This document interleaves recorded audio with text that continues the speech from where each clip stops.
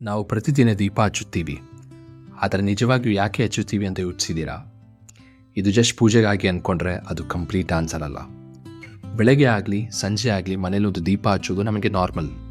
ಅಜ್ಜಿ ಅಮ್ಮ ಎಲ್ಲರೂ ಹೇಳ್ತಾ ಇರ್ತಾರೆ ದೀಪ ಹಚ್ಚು ಅಂತ, ಆದರೆ ಯಾಕೆ ಅಂತ ಯಾರೂ ಎಕ್ಸ್ಪ್ಲೇನ್ ಮಾಡೋದಿಲ್ಲ. ದೀಪದ ಜ್ಯೋತಿ ಅಂದರೆ ಬೆಳಕು, ಆ ಬೆಳಕು ಅಂದರೆ ಜ್ಞಾನ. ಕತ್ತಲೆ ಅಂದರೆ ಏನು? ಅಜ್ಞಾನ, ಕನ್ಫ್ಯೂಷನ್, ನೆಗೆಟಿವ್ ಥಾಟ್ಸ್. ಹಾಗಾಗಿ ದೀಪ ಹಚ್ಚೋದು ಅಂದರೆ ನಮ್ಮ ಜೀವನದಲ್ಲಿ ಕ್ಲಾರಿಟಿ ತರುವುದು, ನೆಗೆಟಿವ್ ಥಿಂಗ್ಸನ್ನು ದೂರ ಮಾಡೋದು. ಸೈನ್ಸ್ ಸೈಡ್ನಿಂದ ನೋಡಿದ್ರೆ ಹಳೆಯ ಕಾಲದಲ್ಲಿ ಕರೆಂಟ್ ಇರಲಿಲ್ಲ, ಆದ್ದರಿಂದ ದೀಪ ಮನೆಯನ್ನು ಬೆಳಗಿಸುತ್ತಿತ್ತು. ಮತ್ತು ಒಂದು ಇಂಟ್ರೆಸ್ಟಿಂಗ್ ಪಾಯಿಂಟ್, ದೀಪದ ಫ್ಲೇಮ್ ಸ್ಟೆಡಿ ಆಗಿರುತ್ತೆ ಅಲ್ವಾ?